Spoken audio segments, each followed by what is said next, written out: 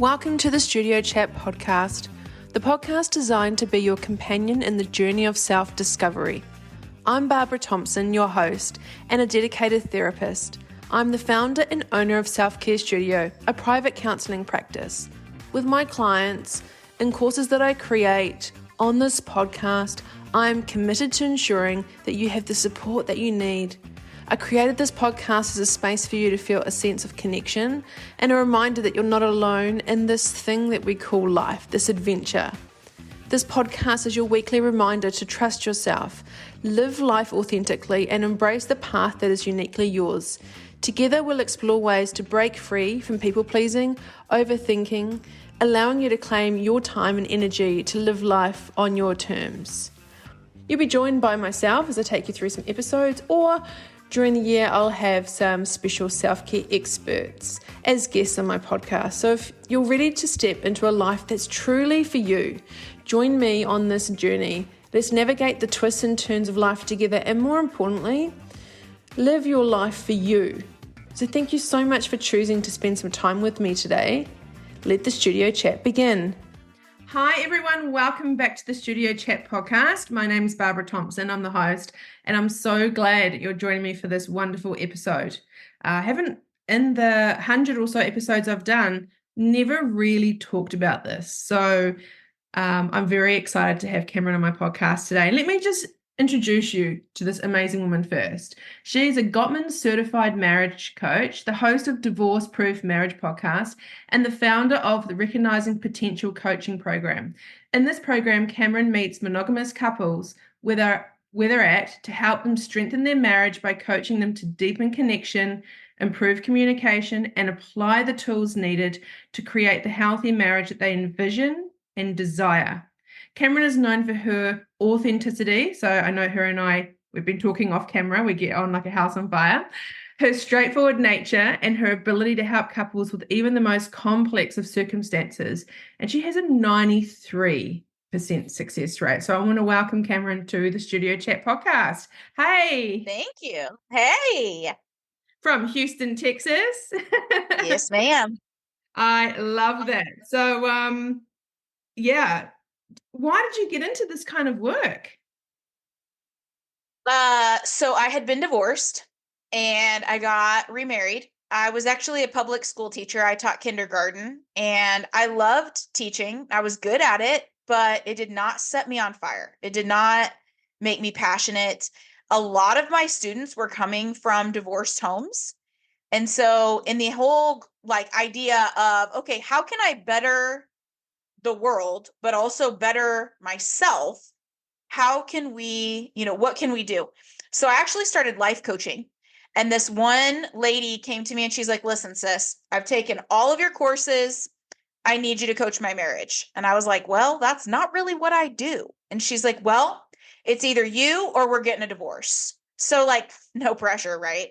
So I was like, well, okay. So I took them on as a client and I coached them. And 5.5 years later, they're still married. So I guess I did something right. But while I was coaching them, I was like, man, I love this. This is my jam. This is absolutely sets me on fire. I'm passionate about relationships. And I actually started thinking about clear back to high school. I was even passionate about relationships even as a senior in high school. I did my my senior paper on marriages. And so I had even been passionate about it even since then. So if I would have just stuck with that, I wouldn't have changed my major 11 times in college, but I did. And here we are. And I finally figured it out. So that's how I came to be a marriage coach.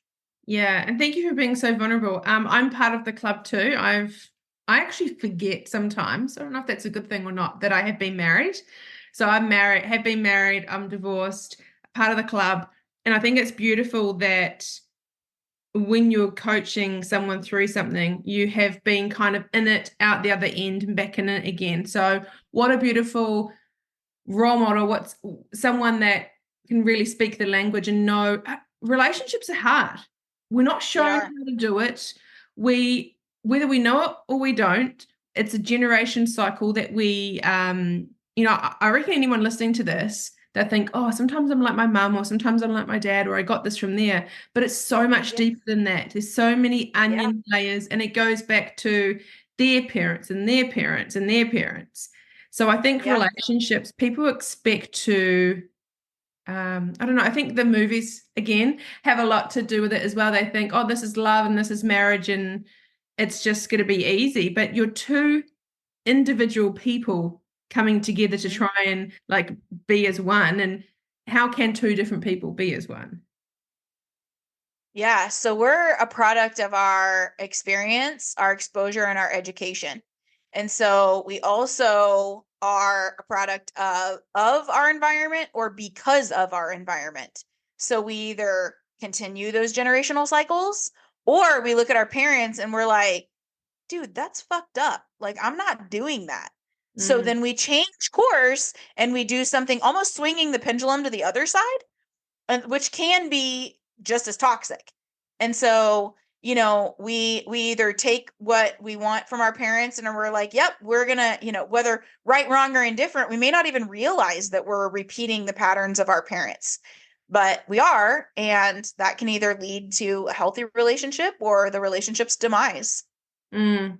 When we talk about the relationship, I think one of the first things is really important to talk about is when you're in a man-woman relationship, we are different. We Oh know yeah. we know that we're different. But I think somewhere along the lines, when the honeymoon period is over and then you get married and time goes by, we try and communicate. Like I think we don't, and we get disgruntled and pissed off because we're like, how come you're not understanding me? But the woman speaking her female language and the guy speaking his language, and you're like, you're not getting each other. So like, Hmm. yeah, can we talk about like the habits and patterns of how to how to recognize them and how to break them for anyone listening to this?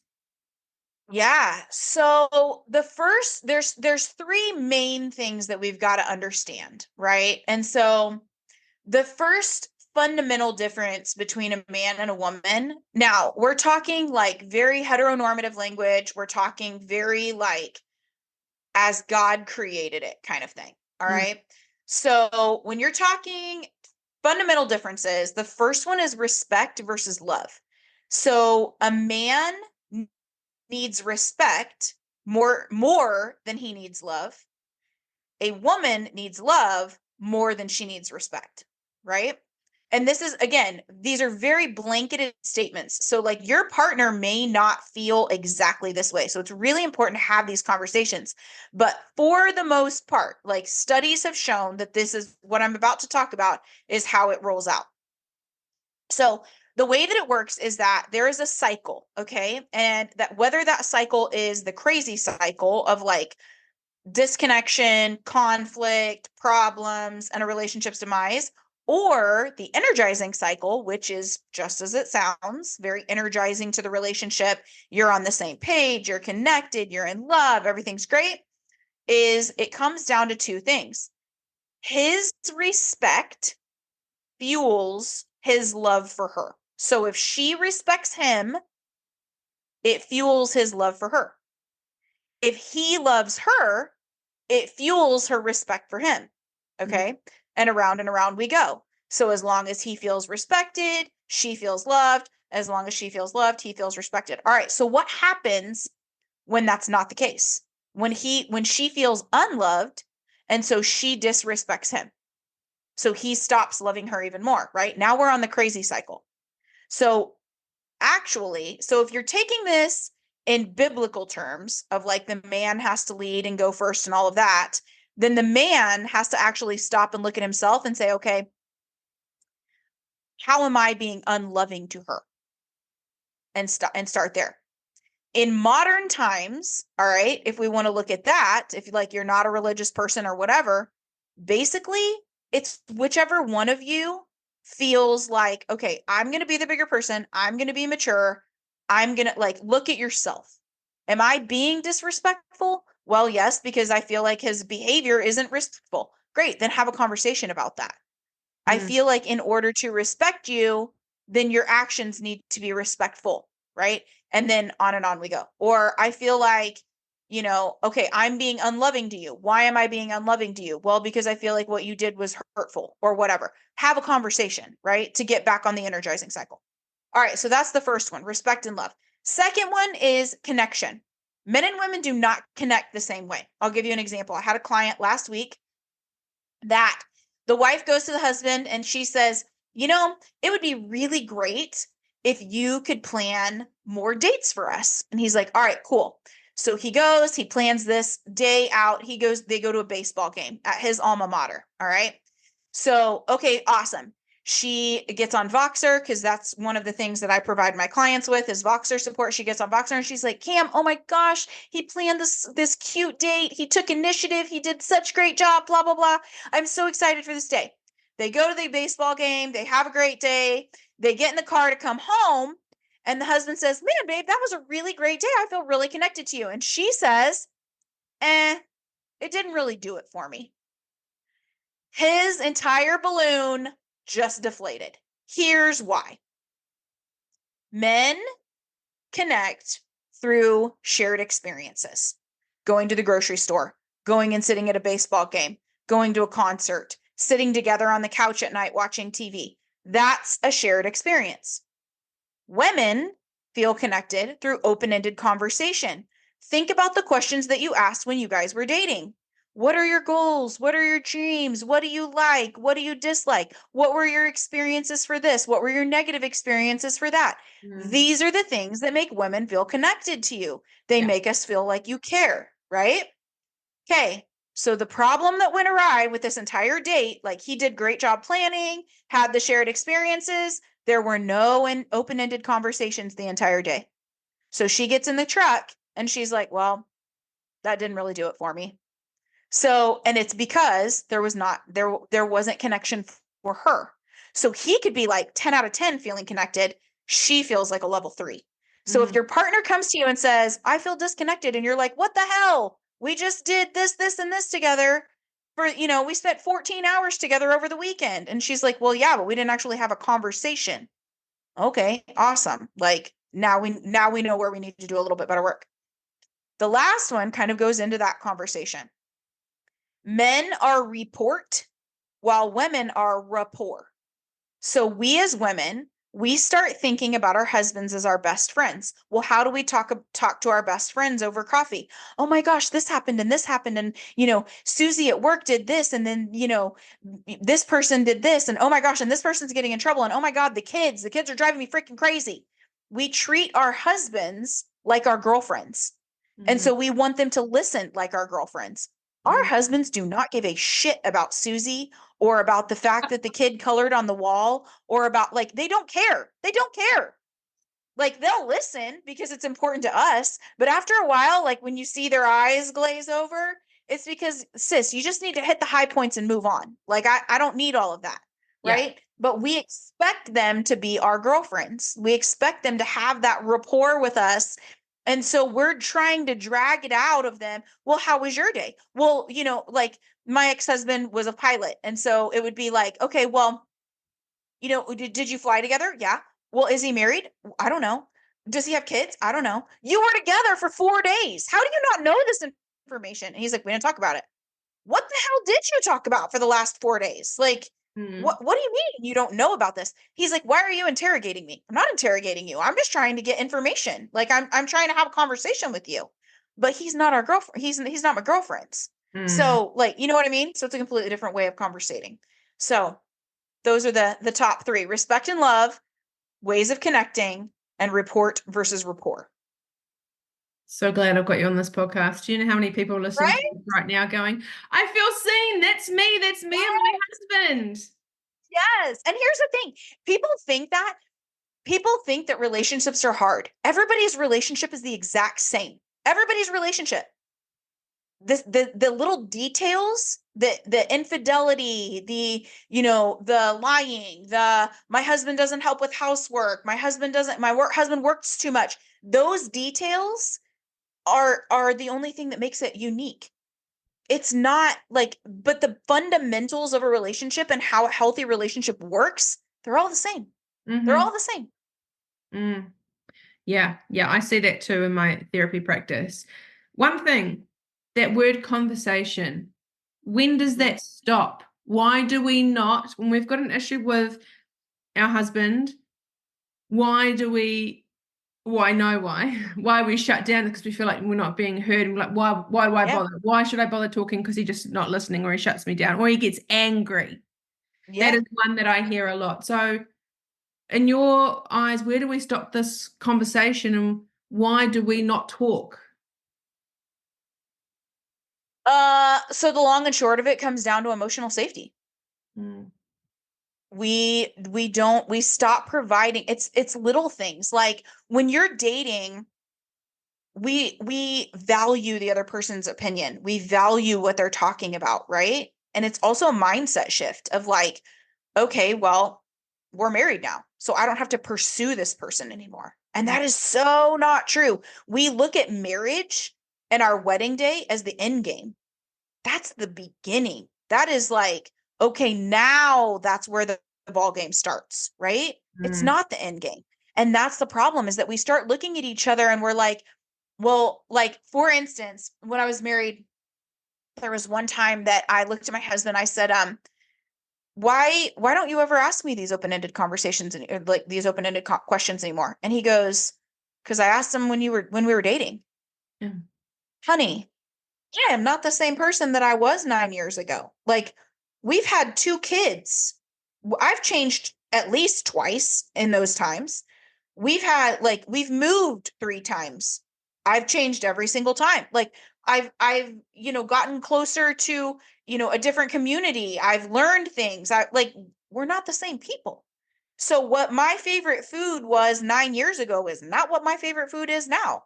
My Mm. goals, not the same as they were 6 months ago, much less now. Like 9 years, much less 9 years ago when we got together. So Mm. like it's this idea of like, well, I already know everything about you. Oh, my friend, but you do not. You do not know everything about your partner. And that's where we lose that mindset, is like that's actually where divorce starts to happen and starts to become an option for your marriage, is that we stop pursuing each other and we stop treating each other like we did when we were dating, like that friendship. Mm. And we start like little things of, using their insecurities against each other in a fight, not repairing after having a fight. Um, little things like not taking an interest in your partner and what their day was like, or what their goals are, what they're interested in, those kinds of things. When they come and talk to you, those emotional bids, like when they say things like, "Oh, I think it's going to rain today." Do you look at them and be like, "Huh?" Or do you look at them and be like, "Oh yeah, I actually saw on the news this morning it's supposed to start about 2 o'clock. It's going to be really bad. Maybe you should take an umbrella today." Like things like that. Do you turn towards them or do you turn away? It's little things like that. When they come to you and your husband's trying to be vulnerable and he says things like, "Man, I'm really tired." Do you look at him and be like, "You're tired? You don't get up with the kids at night. Like Mm. you're not tired. You don't know what tired is." Or do you look at him and be like, "Are you emotionally tired, mentally tired, or physically tired?" Okay, well, why are you tired? Like, are you not sleeping well? Do you need, like, how can I help you? Do you show compassion and curiosity? Or are you an asshole and you try to make the conversation about you when they're trying to be vulnerable with you? Mm. So You it's little know, things like that. you know what it is? Just hearing you say those words, I just don't think we know what to say. Like you saying that perfect thing. I can see a lot of couples, the husband saying, "I'm tired," Yeah. and the female going, "You're tired? Oh my God, you don't do this." And there's no right or wrong here, but Yeah. I hear that a lot. And the fact when he said, "I'm tired," are you physically, like just going through those questions? I think even us talking about this, I wouldn't be the only one that'd be like, huh, like, and I was a lot younger then, but still doesn't matter. I didn't have that capacity. That didn't even come into my mind to be curious Sure. and ask questions. I was so the move towards away, like I was moving away, not moving towards. Yeah. Yeah. And I think that's where a lot of people stand, is that they don't know what to ask. And it's also that like we feel attacked when our partner says something, we make it about us instead of getting curious and having compassion for our partner as a human experience. We stop looking at them as human beings. So we as women, like, we criticize. Men are contemptuous. Well, I make more money than you, so I can make the decisions. Well, I'm smarter than you. I drive better than you. Fill in the blank. We're both, men and women, we're both defensive. Maybe there's stonewalling. We just shut down emotionally or physically in an argument instead of saying, hey, you know what? Like, I can't talk about this right now. I need 20 minutes. I need an hour. I need, and then actually coming back and saying, when you said this, I felt this. I heard this. Things like that. Like, we don't do that. We don't have those conversations. We treat our partners differently after we get married than we did when we were dating. Yeah, when we feel triggered or we feel like we're being attacked, what's something that we could try to do with the other person? Oh, this is so hard. This is so hard, but it's so imperative is that you have to stop and ask, okay, what's the belief that I have? And is it a belief about myself, or is this actually what they said? And you have to say things like, okay, when you said that, we'll just take the I'm tired example, right? When you said I'm tired, what I heard was I'm more tired than you. Is that what you're saying? That's not what I'm saying. I'm just saying I'm tired. I didn't say anything about you. Okay, great. Then that means that I'm making this about me, and that's not at all what's going on. Okay, so you're tired, you're having a human experience, your physiological needs are not being met. Why are your physiological needs not being met? When you're and this is a really big thing too, honestly, between men and women, is that when women come to men, typically it's because we're having an emotional moment, right? But men are logical. So men are going to say, all right, well, if you don't like talking to, if you don't like talking to Kaylin, then don't talk to Kaylin, right? Instead of being like, I know what the solution is when I come to you. I'm not coming to you for a solution. I'm coming to you to, like, what I want to hear from you. Again, going back to that whole girlfriend situation, I need you to look at me and be like, yeah, Kaylin's a bitch. Let's go get ice cream or something like that. Like, don't be like, well, just stop talking to her. I already have that answer. I don't need that answer from you. Right. Or I need you to look at me and be like, you know what, babe, you're right. I can see where that would be really hard for you. So asking a question, do you need to be heard or do you need validation right now? What do you need a solution? How, like, set the expectation when your partner comes to you. When your husband comes to you, women, like, they need validation too. So, like, men need validation too. So when your husband comes to you, ask him, do you need me to help you problem solve here, or do you just need to be heard? If he just needs to be heard, great. Let him vent and then be like, yeah, that weeder being broken, yeah, that really does suck. I'm really sorry. You know what I mean? Like, something like that. Yeah, It's not hard. no, it's not. No, it's not. And it's just the tools that we don't have. And we just repeat that cycle and we get lazy and we get comfortable and we take people for granted. One thing I And do this want is to, why I stay in business, yeah, because this is what I do. I teach people this all day long. yeah. Do we stop treating our husbands as our girlfriends? Is that a conversation that we need to have with ourselves to recognize and be aware that they are different? And yes, they are our best friend in most cases, but they're not our girlfriend. There's a boundary there, which is a whole nother podcast for a whole nother day. But a boundary there that we need to stop being codependent on our husbands for that relationship. I think where we're lacking is that a lot of women, we get busy. We've got kids and they've got sports and they've got, nap times and all the different things that we're trying to do with our kids. We get busy and then we've at our own selves and our husbands and things like that. Where do friendships and authentic, true, deep friendships really fall? And so if we're not cultivating that, then we do fall into that trap of making our husbands our best friend. And so we're talking to him over things that he doesn't care about either, instead of making time to call our friend on the drive home from work or while the baby's napping or whatever. Like, we don't call our friend and have these conversations. We expect our husbands to fulfill a role that he wasn't made to fill. I think too, we expect our husbands to look. I know I'm guilty of that. I was guilty of this too.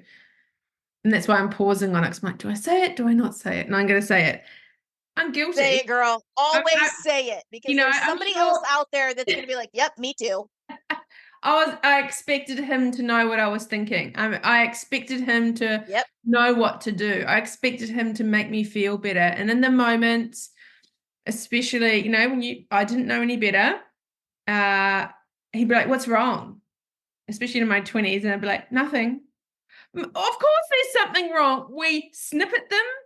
We block them out. We say it in a shitty tone. The whole world knows that there's something wrong. And they'll ask nothing, nothing. And then all of a sudden we'll blow, and I think that's something that we need to take on board. And I was guilty of it too, is just in a relationship, I didn't have the tools. I didn't have the knowledge. And when I was talking to him, I was like, almost when I talked to him, I'd be like, I'd almost pre-program in my brain the answer I wanted from him. And if I didn't get that answer, then I'd be short or snippy or stonewall him or block him out. And the guy's like, huh? What? Yeah. But think about the weight of that expectation that you're unspokenly putting on him when you do that. Like, the other one that absolutely makes my blood boil is something like the man will come in and he'll say, well, what do you want me to do to make you feel better? Or what do you want me to do for around the house? Or what do you want me to do with the kids? And she says, you should just know. Well, no, he shouldn't just know, because he doesn't know what your expectations are. It's just like with kids, right? We don't take kids to the park and we've only got 15 minutes to play, but we take them to the park and then we're like, okay, we've got to go. Let's go. And we expect a 3-year-old to be like, oh, okay, no problem. That kid is going to have a meltdown, right? You have to set that expectation before you even get to the park. Listen, we've only got 15 minutes to play. That means you can go down the slide 3 times and you can, swing until the timer goes off on my phone. Something like that. And when it's time to go, it's time to go. But we will come back again tomorrow. Like, you're setting that expectation up so that you're not setting them up for failure. Your partner is no different. No different on the husband or the wife's side. You have to set those expectations. And in fact, I look at expectations like a ladder. Their behavior is at the bottom. Your expectation is at the top. In order, like, they are the one that's moving, right? So let's say they only rise halfway up the ladder, right? That gap between them and you, if they can only rise as far as your communication is. So if you don't communicate well, they do what they heard or what they understood. In that gap that's left, shame, blame, resentment, guilt, anger, all the negativity, right? So instead of looking at your partner and being like, well, you didn't meet my expectation. All right, great. How well did you communicate it? So and then here's an example. I need you to take the trash out. Okay, great. Your husband or your wife, whoever takes the trash out, is going to take it out on their time, right? Well, that might be like, you might have asked on Monday and they don't get it taken out till Wednesday. So now you're pissed and harboring all this resentment because they don't care. They didn't take the trash out when I asked them to. Okay. Instead, hey, babe, can you take that trash out on your way out the door in the morning? It stinks really bad and the trash guys come tomorrow. Yep, I'm on it. Which one is going to meet the expectation better? Option B, because I communicated more clearly that, like, listen, I need this done by this amount of time, and here's the reason why. like now your partner's got all the information you have. And if you leave any of that out, they're going to fill that narrative in, like they're going to fill in the gap of the missing information with the narrative in their head. She just asked me to take the trash out. She doesn't care when it gets done. Yeah. Oh no, sir, she does. She does care when it gets done. She just didn't tell you she cares when it gets done. Yeah. That's the more, it just makes sense, but it's just simple stuff, isn't it? Like you said, Yeah. it's not hard. And I think that whole you should know, I just hear that that's just when you're so frustrated with yourself. Yeah. And I It's a just lot of think projection. a lot. So I think we all get into a habit and we all get into a pattern, and then days turn into weeks, turn into months, turn into years, especially when you talk about the physical aspects of intimacy Oh, and sure. all that kind of Sure. stuff. That is such a common thing that I see as well, of Oh, people yeah. just going, you know, just going months and years without even just a simple touch or, kind of, why am I lost for words? I just see that's one of the biggest forms of people really growing apart. Is Sure. is that It absolutely is habits and disconnection. And this is the thing, is that a lot of people have the misconception that conflict causes the disconnection. It's actually the opposite. It's the other way around. Disconnection causes the conflict. So when and marriage is just a series of habits, just like your life is. If you're, like let's take your nutrition. If you are habitually eating a ton of sugar, fast food, convenient food, you're going to be overweight, right? You're not going to be as healthy. If you're habitually eating things that are, like on the outside edges of the grocery store, you're going to be healthier, right? You're not eating ultra processed foods and all of these things. Marriage is no different. If you have these habits that are positively pouring into your spouse every day, that are positively progressing your marriage every day, if you have these habits that say, you're important to me, I love you, I desire you, right? I appreciate you, I respect you, these kinds of things, you're going to have a better marriage. If you have things that say, you're not important to me, I don't care, I'm not listening, I'm not attracted to you, why would your partner want to come to you? You're not friends anymore. Your marriage has to have three top things to actually thrive, right? Trust, commitment, and friendship. If you think about it like a house, commitment and trust are on the outside wall. Like those are the outside walls that actually hold your house up, right? What fills your house, what makes it a home, is the friendship. So if you are lacking friendship in your marriage, which so many marriages are, your home is cold. Your home is like, who wants to stay there? It's not inviting. It's not welcoming. If you have a friendship, that's the place everybody wants to be. That's the place. It's warm. It's cozy. It's inviting.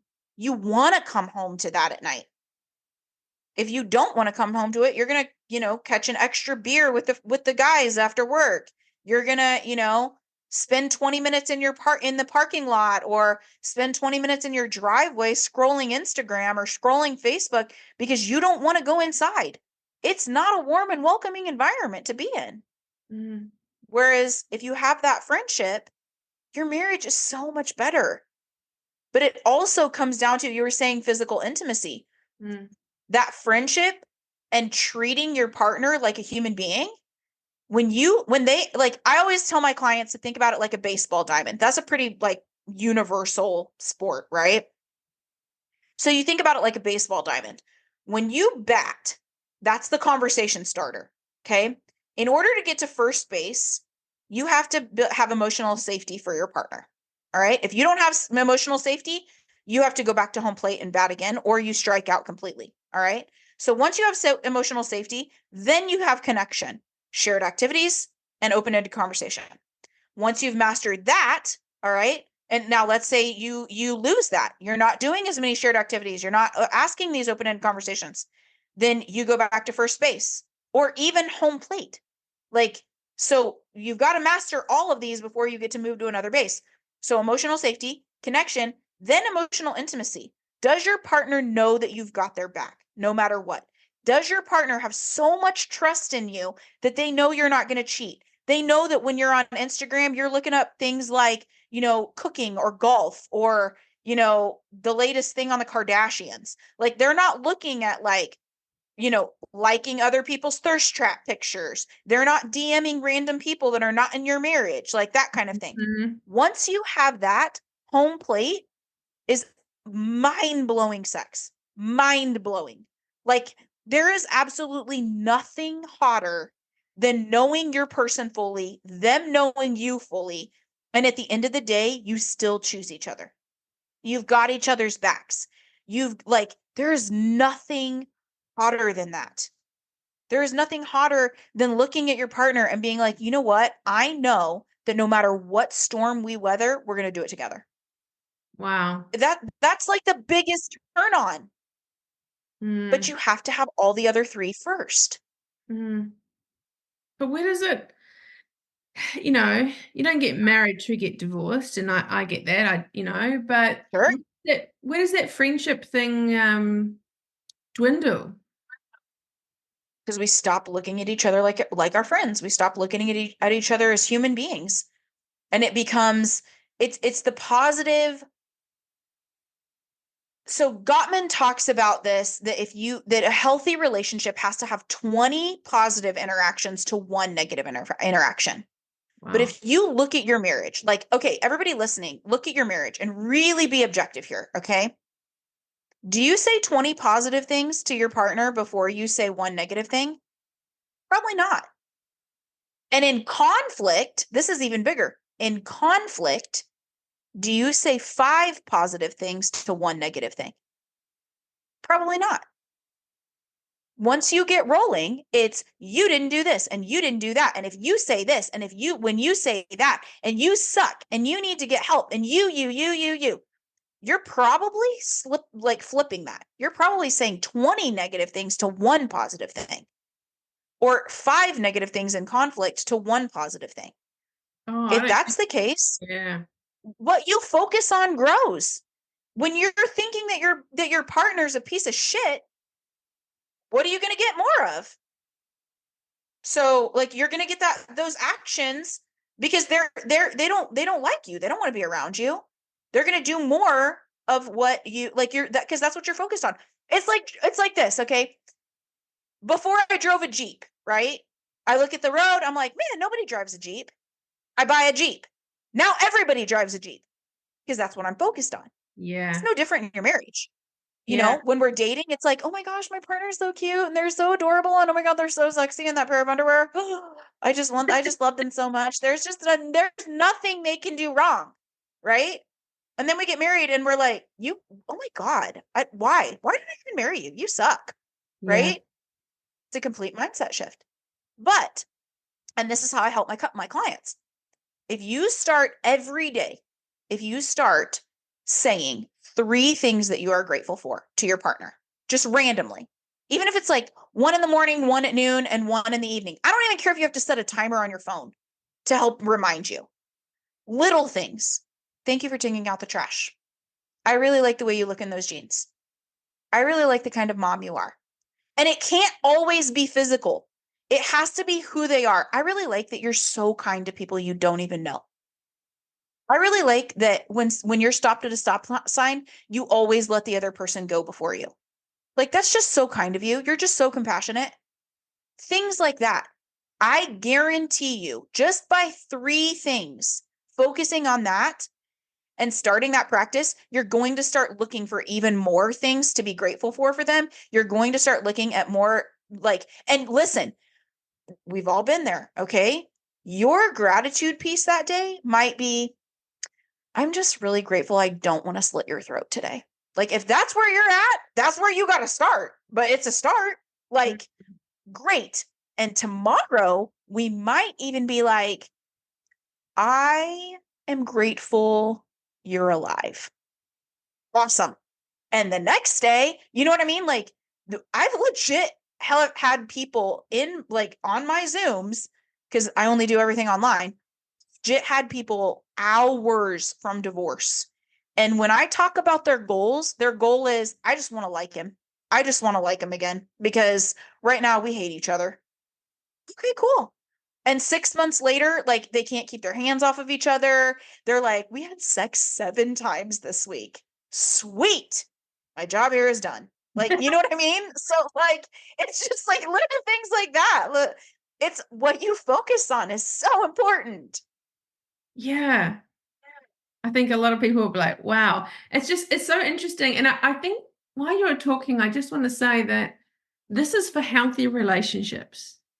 This Yeah. isn't for someone that's already checked out or is toxic or something. So I just kind of wanted to, if someone's Except listening that to it this, does work for people. It does work for people like that. Like even one person, even if you're in a toxic relationship, which I know that's your area of specialty, like I think it starts with you. Like if you, I mean, a lot of people that come to me, they're like, well, I'm not the problem. He is. And once we get into the nitty gritty of it, I'm like, oh, actually, you're a bigger part of the problem than you thought you were, kind of thing, you know?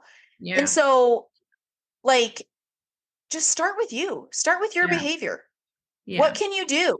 You know, unhealthy relationships, talk about it, have a conversation. Hey, we do this and it's not healthy.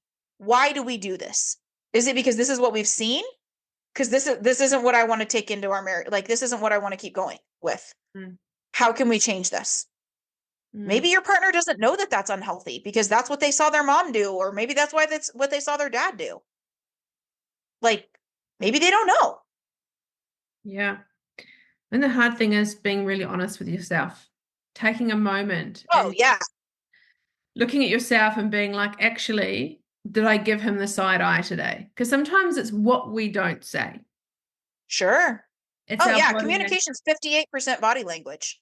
It's the So or the eye yeah, rolls, or just the energy when your husband walks into the room and he's like, "Oh shit, she's in a." And I'm sure any guys listening to this, it's the here whole, we go. "Oh, here we go." I'm just Yeah, going to go back to the bar with the guys because this is yeah. just, yeah, Yeah, we've got to look at ourselves, and that takes emotional intelligence.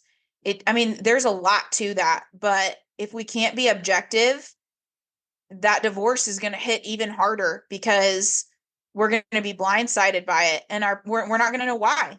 Well, I did everything perfect. Well, did you? mm. It's two people, and we're constantly Sure. changing. Always. And we constantly, like you said, the communication is the key. You need to talk and have regular, people have regular health checks.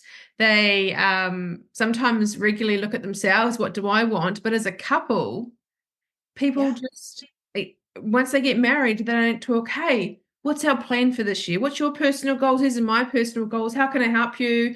Now, as a couple, where are we going? Are we still on this 5-year plan? Are we still on this 2-year plan? Yep. Like talking. Yes. Being a student of each other, Mm. like learning each other's And likes, yeah, dislikes, desires, all the things. when you say learning, it comes into that whole love language as well. Like Oh yeah. learning, that's huge. If anyone doesn't know about that, I think it's 5 love languages. Yeah. Physical touch, words of affirmation, which if words of affirmation is not your love language, this is going to be the hardest for you. But like words of affirmation, physical touch, quality time, gifts, which does not like, don't automatically assume that somebody with a gift love language is automatically like a gold digger or materialistic person. They're not. You could give them a handwritten note or a yacht. It doesn't matter. It's like the value of that is going to be the exact same. I love So that seriously, example. A handwritten letter or a yacht. like they don't care. They just want to know you thought about them that day. You could legitimately pick them a blade of grass and be like, "This blade of grass made me think of you." And they would be like, "I'm going to press it in a book and keep it forever." It's literally like that. Like seriously. No, I know it is. What's It the fifth is. one? We got acts of service. Acts Yeah. of service. Yeah. Which, okay, so here's another tricky one. So with acts of service, it kind of depends on your partner because for a lot of people, it's like, well, I just want you to unload the dishwasher without me asking. I just want you to switch the clothes over without me asking. I want you to, vacuum the carpet without me asking. Something like that. Somebody else is like, no, that's just minimum standard of care for our home. An act of service would actually be like taking my car on Sundays and go gassing it up before I have to leave on Monday morning, like that kind of thing. So you've really got to, again, have a conversation about what their love language means to them. Yeah, because otherwise you're talking in different languages, and that's where it's like that you come back to that communication piece. Oh, we just spent 14 hours together. Well, if quality time isn't someone, it could be like, no, but I don't feel, you don't tell me you love me enough. Yeah. Or you're together, but one of you is on your phone. The person whose love language is quality time, now they don't feel loved. They actually feel hurt by the fact that you were on your phone and you weren't spending like that. They don't consider that quality time. Yeah, the phone has a lot to, I hear that a lot. I'm sure you do too. A lot of people, someone will be engaging on their phone more, and then the other person will, well, they're on their phone, so I'm going to be on my phone. Yep. And now we've entered into those habits that provide even more disconnection and even more negative responses in the relationship instead of habits that are driving positive change and positive interactions. Put the phones away. For sure. We don't For need them. sure. Yeah, we do not need them.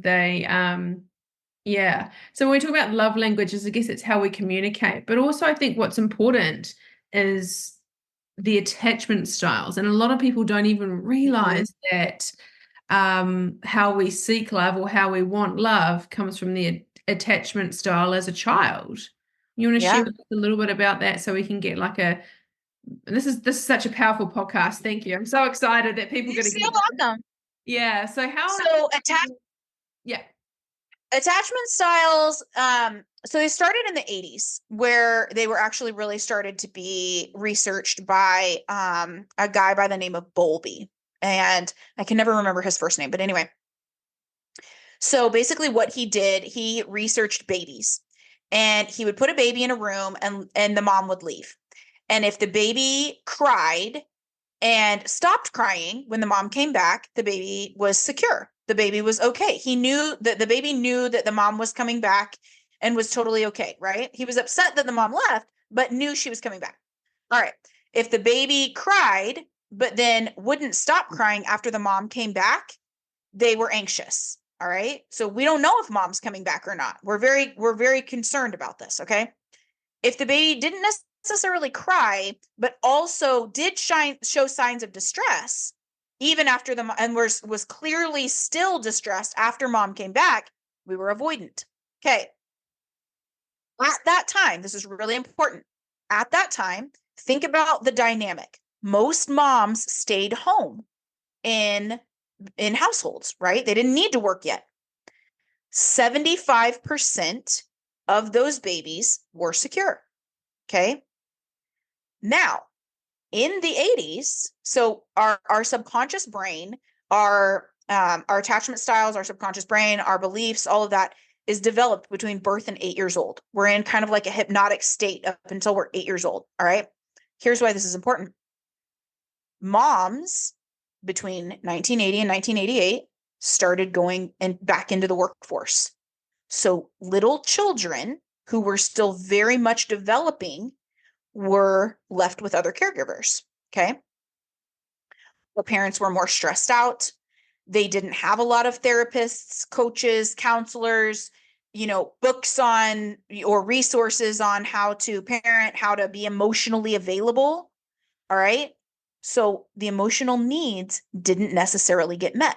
All right. So now you've got 44 to 35-year-olds being raised, we're grown up. And when you ask, well, what was your childhood like? My childhood was great. I had everything I ever wanted. Awesome. Were your emotional needs met? No. And this is why you are the way you are. So now here's what's happened. Now that those researchers have come back, they're researching our babies and us. All right. As in a world population, 75% of us, 75 to 80% of us are insecure, meaning that we're anxious, avoidant, or we have some kind of a mixture of both that's a little bit more intense than that, but it's disorganized, right? Mm-hmm. Okay. Our emotional needs were not met. And because of that, because again, back where we were talking about that generational trauma, right? Our children's emotional needs are not being met because we don't know what that looks like. So we're parenting like our parents parented us. Well, sometimes, so out of the 75%, right? 75% of men are avoidant. What does that mean? It means that when your partner comes to you, because as an anxious, the way that we typically communicate our anxiety, questioning, blaming, shaming, criticizing. The way that we were shown attention as a kid is the same way that we're going to show it. It's that language that we're speaking, right? Same with our love language. All right. So when we're questioning, blaming, shaming, criticizing, what we're saying to you really is, I'm lonely, I'm sad, I need comfort, I need connection. But instead of saying, I'm lonely, I'm sad, I need comfort, I need connection, what your partner is now hearing is, your effort is not good enough, you're stupid, and you're a failure. So that's the narrative in their head. So what's an avoidant going to do? Avoidance going to avoid. They're going to get involved with hobbies more. They're going to spend more time on the golf course. They're going to, what the racetrack, whatever your hobby is, they're going to spend more time on there. They're going to spend more time drinking alcohol, doing drugs, sleeping more. They're going to spend more time scrolling on their phone. What does that do to the anxious? Okay. The anxious now feels even more lonely and sad. Our partner feels lonely and sad too. The avoidant, that's why they avoid. But now we feel even more lonely and sad. But the narrative in our head now is they're avoiding. That means that they don't care. That means that I can't trust them. It means that we're going to end up getting a divorce. It means that our relationship is on the rocks and it's a problem. So what am I going to do? I'm going to blame, shame, question, and criticize even more. And now we've entered the loop of doom. Because as an avoidant, they avoid. As an anxious, we push. So an avoidant pulls away, an anxious pushes. So it's that dynamic of push-pull that each one of the ways that we're expressing ourselves is too much for our partner. And so our partner starts freaking out. At the core, we're both lonely, sad, and angry. And at the core, both of our biggest fears is the fear of abandonment that goes clear back to our childhood, that we were afraid that mom or dad or both were going to leave us. And here's the deal. It leads to a lot of conflict. And partners think, okay, well, we're fighting a lot, we're arguing a lot, we just need to get a divorce. But if you don't heal that, and here's the other kicker, you can heal it outside of a relationship, but not 100%. So you can heal it to about 80%. And then you get back into a relationship, and that other 20% still has to be healed. But here's the other kick in the nuts. When you go to find another partner, if you're avoidant, you're going to attract another anxious, most likely. Because avoidant, there's not enough chemistry there. There's not enough energy. Nobody's actually pushing. There's no magnetism, right? So it's just like the relationship's going to fizzle out. When an anxious and an anxious get together, it's just too much. Like it's like you're basically smothering each other, right? So now you're most likely the relationship's going to fizzle out there. So avoidant and anxious provide that polarity, that chemistry that a relationship thrives on, but it thrives negatively. But if you're avoidant, you're going to attract another anxious. So it's just going to be your partner that you're arguing with and fighting with now with a different head. And if you're anxious, you're going to attract the same avoidant partner, but they're going to have a different head. So divorce really, like in this setting, if this is all you're working with, it's not toxic, it's not abusive, all of that. Divorce really shouldn't happen at all. So yeah, but people, Yeah, it's this narrative that marriage is hard work. Oh my gosh, you've been together for 12 years and people get a standing accolade. Wow, you've been married. Like I've been to functions, people are like, Yeah, oh, you've been married for 15 years, good job. But I'm like, why are you like, I still don't understand that. I'm like, that's weird. It's just like, because nobody's together that long, Barbara. yeah, Everybody, like that 7-year itch is a real thing. And so they bail. They bail. Get this. Okay, so this will blow your mind. go. Typically, couples will get together and they like if they're going to divorce, they'll divorce usually within the first 10 years. But it also typically takes couples 6 years of unhappiness before they will actually ask for help. Yeah. So you've only spent anywhere between 2 to 4 years happy together. What? But then Like it's the honeymoon period too, right?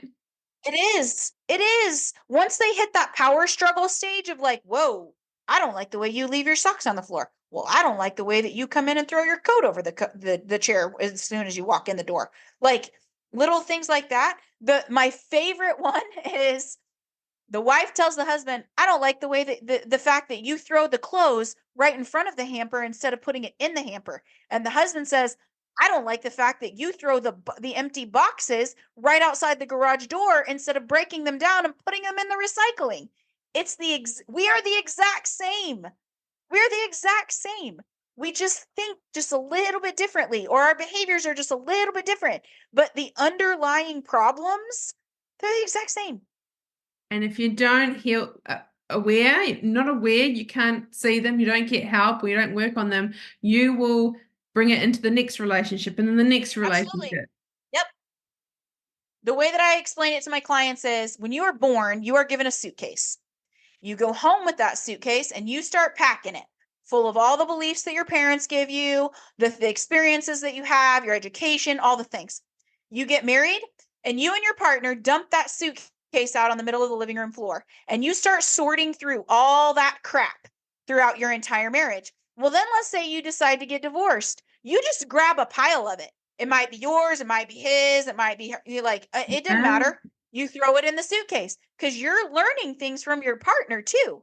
So now, like that provides experience and education. So now you're taking some of their crap with you to the next relationship. And now you're going to dump your suitcase out with your stuff, your ex's stuff, their ex's stuff. And now you're sorting through it again. And we wonder why divorce rates are about 54% for your first marriage, about 72% for your second marriage, almost 85 for your third, and in the 90s for your fourth.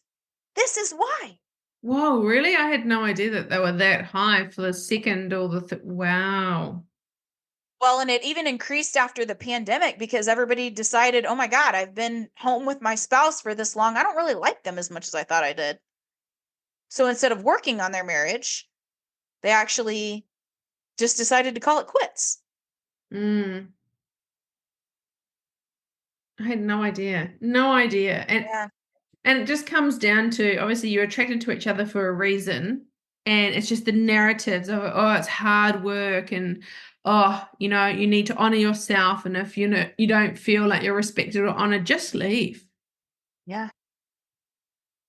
We listen to our friends more. We listen to we well, and social media sucks too because they look Yeah. at that and they're like, well, the grass is greener on the other side. No, it's not. The No, grass is greener no. where you water it, bro. Yeah, Like, it's not greener on the other side. Yeah. it's not. Yeah. And I think for anyone that's been through divorce, whatever your circumstances are, you feel like shit. Like, when you're going through it and then you have to go through all that. I mean, yeah. I mean, I can't speak for everyone, but I do know that that weighs heavy. Like it's to do with your own self and how you see yourself and how you respect Oh, yourself. And 100%. it's there's a lot that goes into that, making the decision and then leaving and then actually getting divorced is such a big thing. It is. And it's absolutely devastating. It's horrible. Yep. It absolutely is. And I think we need more support around people too. That when they do decide to make that decision, making sure you're around the right people for the support. That's huge. We But also need to stop trying to make that decision for them as friends. And when your friend comes to you and says, my husband did this or my wife did that, stop telling them, oh my God, you deserve so much better. You need to just leave. You just need to leave. yeah. Stop that. You need to, okay, like be that friend that says, okay, well, what are you doing? What are, like, you're sitting here griping about your partner, but what are you doing? How Mm, are you bettering yourself? How are you bettering your situation? Have you guys gotten help? Like, here's a great podcast. Here's a great book. Here's what me and my husband are doing.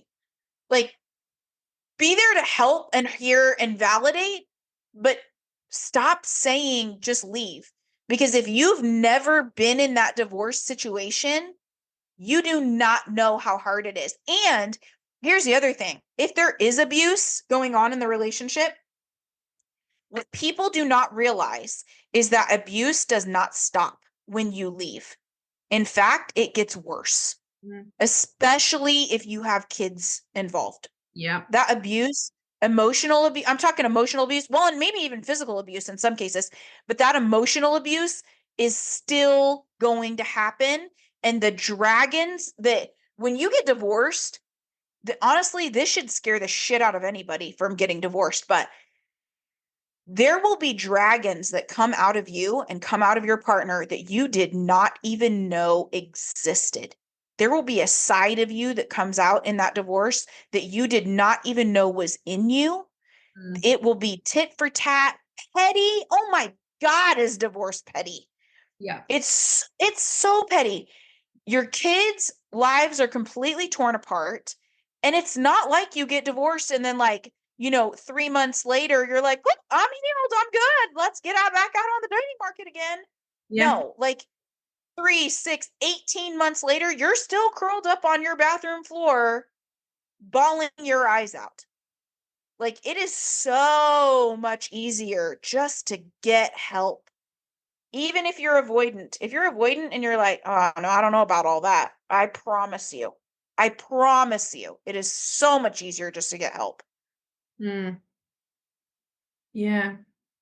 This has just been a wow. I know a lot of people can get, no matter what stage of marriage they're in, they can get so much from this. And I think the big key, the big take home from our chat today is checking in with yourself, but Yep, also conversation and for sure. actually giving as much information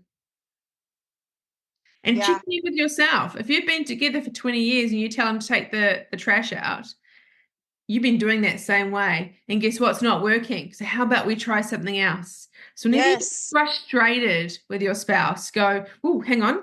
What did I just say? Okay, I've probably been doing this for a while. It clearly isn't working. Let me try another way. Yeah, Or let me yeah, say, hey, for 20 years I've been asking you to take the trash out. And then you're like, yeah. Well, what's another way? They'll tell you. yeah. They will tell you. Mm. Wow. Thank you for a great introduction to divorce-proof marriage and giving us some Of really course. helpful tools to Yeah. stay with our love and to work through it and to be honest and vulnerable and to know that we're not alone. I think a lot of people can listen to this and go, hey, how are you looking into our house right now? How do you know, Cameron? How do you know what's going on in my house? Because you've just literally talked about my marriage, not my marriage, but someone's listening to this going, you've spoken about my marriage this whole time. Um, Mm-hmm. so if anyone's listening to this and they're like, I need to hear more of Cameron's podcast, I need to know, Yeah. I need to like lap all this in, or when a friend asks me about their marriage, I'm going to direct them to Cameron. So where can we find you? Yeah. So I'm on Instagram at divorce.proof.marriage. TikTok, I'm kind of on TikTok, not really.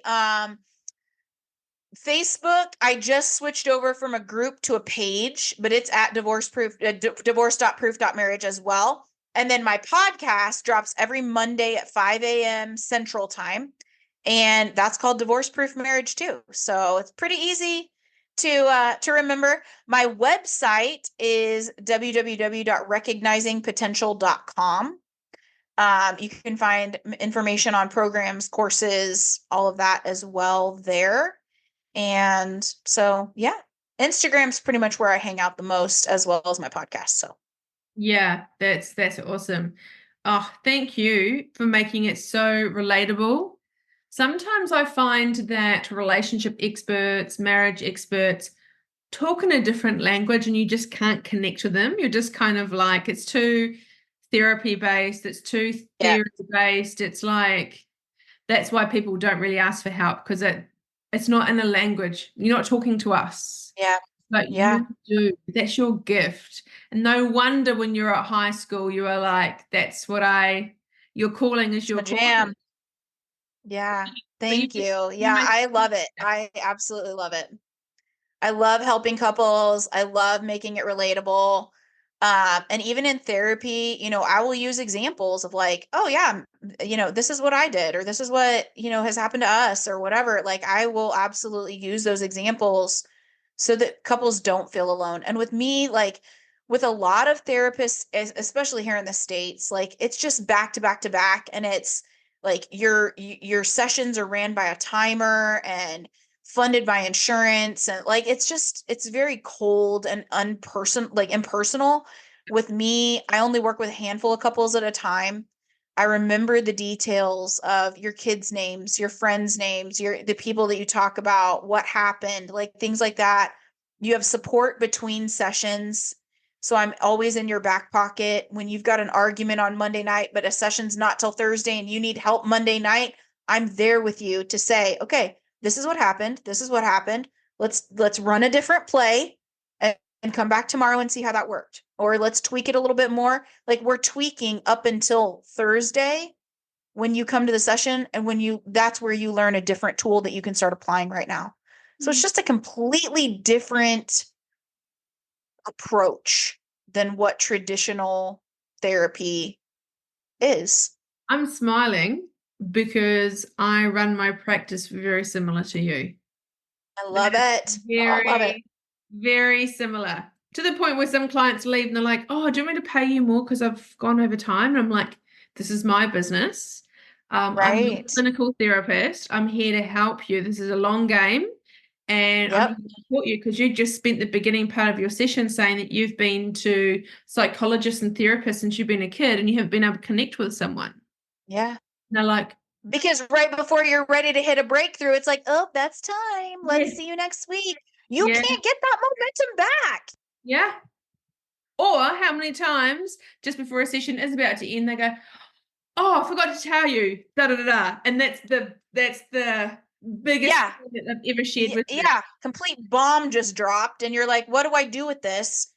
I can't wait till next week to go through this. Like, Or, one of my favorite as a therapist, and when I see people's emotions, I get excited because I know that they are releasing, they're working through stuff. But sometimes I'm working with people really expressing their darkest emotions and they are just crumbling and they're just so broken, and I'm just sitting there with them. And I glance over at the time and I know I've gone over, and I just sit there with them because I know they're getting in their car, and I do online and in face to face. Whatever it is, I've had online, I've just sat there with them, I haven't said anything and just waited for that wave of emotion. And they're like, yeah. thank you, Barbara. I'm like, oh, I'm not going to just leave your heart. What kind of person? I have a Yeah. duty of care to care for someone. And especially if they're going to be in Yes. their car, if I can see that wave of emotion and I wait for it to thing, and they're like, thank you. And I'm like, no, no, no. You're doing the Yeah. work. You show up. Thank you. Yeah. Yeah. So I love Yeah. it. You just shared that with me. And I was like, hey, that's just, yeah, it's interesting that we haven't even spoken about that. And we kind of run similar ways. But, I love it. thank you again for your time. Thank you for having me. It's been such an honor. Thank you so much for tuning into today's episode. I hope this conversation has added value to your self-care journey and inspired positive changes in your life. If If you enjoyed this episode, consider sharing it with a friend who might benefit from this episode. Don't forget to subscribe on Spotify or on your favourite podcast platform to stay up to date on future episodes. Your support means the world to me. I genuinely love hearing from you, so please take a moment to leave a review. Let me know which part of today's episode resonated with you the most. Your feedback guides the direction of this podcast, and I really appreciate each and every single one of you for being a part of this community. To fall in love with yourself is the first secret to happiness. To find out a bit more about the Studio Chat podcast, head over to my Instagram page, Studio Chat Podcast, or if you want to find out a bit more about my counselling private practice, head over to Instagram on self_care_studio. Or head over to my website, selfcarebybarbarathompson.com.au. I'm really looking forward to seeing you on the next episode. Until next time, take care of yourselves and keep embracing the journey of self-discovery.